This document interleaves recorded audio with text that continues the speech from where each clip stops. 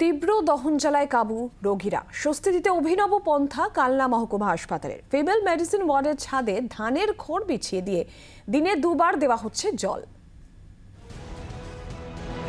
রোগের যন্ত্রণা সঙ্গে তীব্র দহন জ্বালা, নাজেহাল পরিস্থিতি কালনা মহকুমা হাসপাতালের ফিমেল মেডিসিন ওয়ার্ডের রোগীদের। ওয়ার্ডে বসানো হয় স্ট্যান্ড পাখা, তাতেও কমে না দহন জ্বালা। এই দিনে মানে কেউ থাকতে পারছে না, রাত আবার রাত্রে 9টা-10টার পর কেউ থাকতে পারছে না, এত গরম কমছে। স্বস্তি দিতে অভিনব পন্থা বেছে নিল হাসপাতাল কর্তৃপক্ষ। ফিমেল মেডিসিন ওয়ার্ডের ছাদে বিছানো হলো সারি সারি ধানের খড়, সঙ্গে দিনে দুবার খড়ে দেওয়া হচ্ছে জল।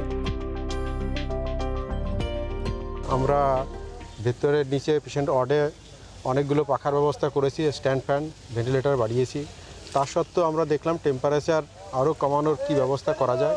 আমরা লোকাল পিডাব্লিউডি ইঞ্জিনিয়ারের সঙ্গে কথা বললাম, ফিজিক্যালি আমরা এখানে ভিজিট করলাম। ভিজিট করার পরে ওনারা এই যুক্তি দিলেন যে এটা ধানের খড় বিছিয়ে উপরে যদি আমরা 2 টাইম জল দিতে পারি তাহলে টেম্পারেচার 3 থেকে 4 ডিগ্রি অবধি কমতে পারে।